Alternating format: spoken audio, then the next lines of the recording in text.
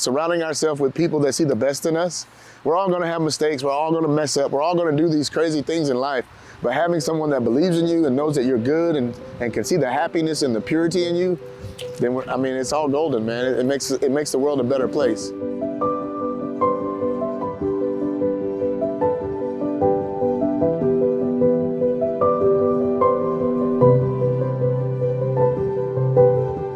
Eden Village of Tulsa is a 63 tiny home community. Those individuals will be able to kind of get to know those neighbors in their cul-de-sac. And so really this whole project is for helping Tulsa with the homeless issue. These are chronically unhoused individuals.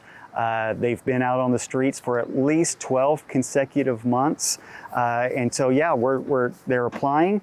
We're interviewing and we're accepting residents to be able to move into their one-bedroom tiny home. It's brand new, it's modern, it's fresh, it's clean. It's a game changer, you know, from coming off of the streets into this beautiful small home. If you can imagine, we just got through with our hot summer days, you know, some of those were triple digits.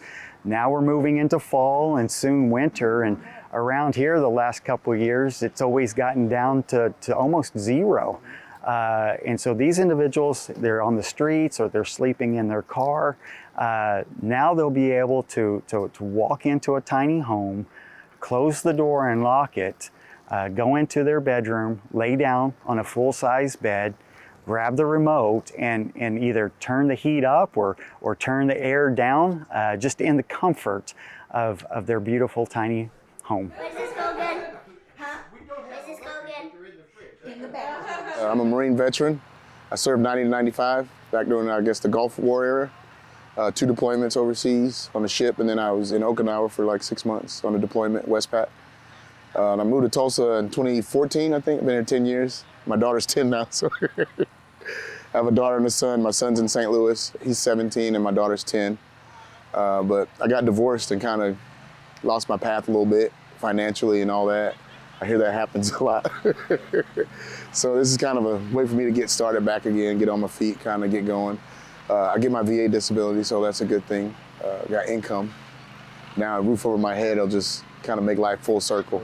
This will give me like a stable foundation as opposed to having to worry if my lease is up next year, if it's up, you know, and the amount is affordable. The rents are going up crazy right now. I think over in probably the worst part of town is like $800 to $900 a month for 1 bedroom, and that's before you get to the utilities. I mean, that's not economical for anyone. And then you're still in an unproductive neighborhood, we'll just say that. Which, you know, that has its own burdens as well.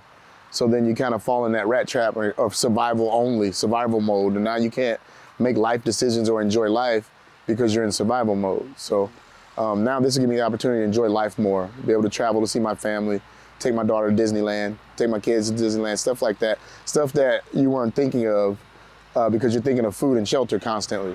Well, with my housing situation and being in and out of my truck and dealing with diabetes, dealing with depression, I was, casually optimistic at that time when they told me, okay, in several months, this is all going to come here, and you could be here. So I just held on to their shirt tail and let the time pass, and here we are. Yeah. Well, while living in my truck, I was determined to have income.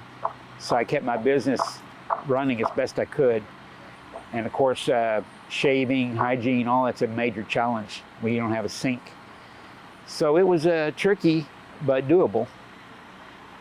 So I kept my business going. And of course, at my age, I was able to have my Social Security income begin, which is extremely helpful.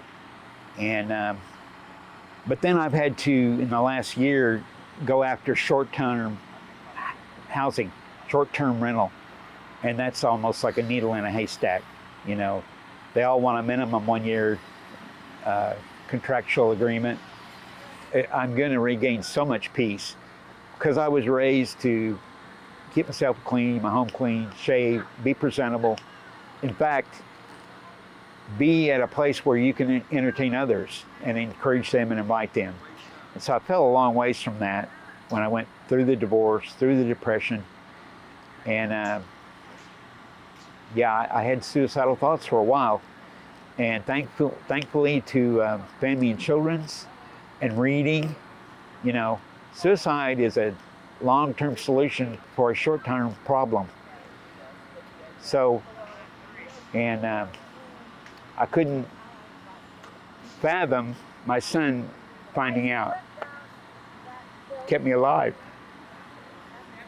Yeah, so there's so many opportunities in different ways to help out. Obviously, you know, when you think about giving, it's you go right into your generosity, and maybe it's a tithe or just a donation from your heart, and so certainly that's a way to do it. But also time. You know, time is our most valuable commodity, and so.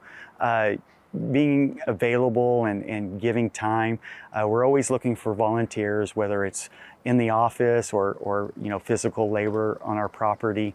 But that time component, the volunteer, that's what's really going to spearhead Eden Village when we get our residents, and it's going to be vital, especially from our Christian community. We need Christian volunteers to come out here and just speak truth and light into people, just encourage. You know, God called us to just scatter the seed.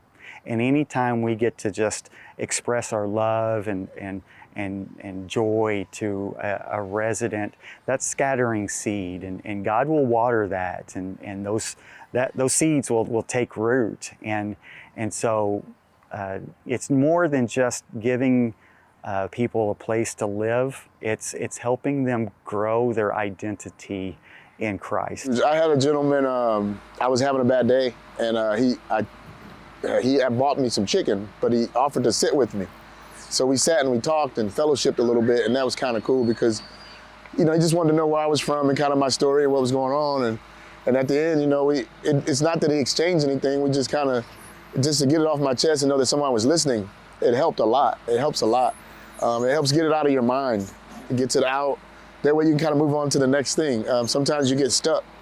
The PTSD and the trauma, you learn bad habits. So you have to break those habits. And sometimes bringing outside people in to help you get out of your house or to eat your food, to see a smile, for me to see you happy from something that I did, gives me self-confidence, gives me motivation, makes me feel good about myself, gives me stability, then it gives me something to look forward to. Because I know the guys are, you know, the church guys are gonna come by, Harvard's coming by next week, you know, my family that bought my house, you know, so I think that's amazing. That's part of it that you don't like. I tried for Habitat for Humanity, and I'm kind of glad I didn't get it, because I would have had a house note of say $800, then I would have had electric, gas, sewer, trash, but I still would have been in Oklahoma by myself. My family still wouldn't be here. And then when my daughter's not here, I really don't have, you know, friends or family or a community. So having you guys there is the part that keeps me grounded, keep me going every day. I think that's probably the most. I know the house is very important, but that part of having a family, knowing that somebody's got your back, knowing that you don't really need for anything either. So you can focus on, like I say, other things. I can focus on blessing other people now. I can go around cooking food and maybe even donating or giving it to the homeless or something now, because I'm no longer in that. I've moved on, I've graduated to a better thing. So that's what it does for me. It's beyond words, man. I guess it's kind of with, he put his money where his mouth is, so to speak. Yeah. You know, like I said, I was one of those people saying, I don't see the church out, but the church is out here doing it. These are all different churches coming together, all different, you know, different kinds of church, and then coming together and doing this one thing for us, man. It's amazing. The idea of thankfulness, the idea of gratitude, I can certainly speak what it means to me in my life, but right now in this atmosphere, I just immediately go into trying to conceptualize what that means for a resident to have that key in their hand for the very first time, and to open that door and step into that tiny home that is just immaculate. It's beautiful. Their sense of gratitude, I can't even imagine. But what I don't know is what it's like living on the streets. And so, you know, they're going from one extreme to the next. but in such a beautiful and positive way that really only God can pave that way. And so I think about what that gratitude must look like for them.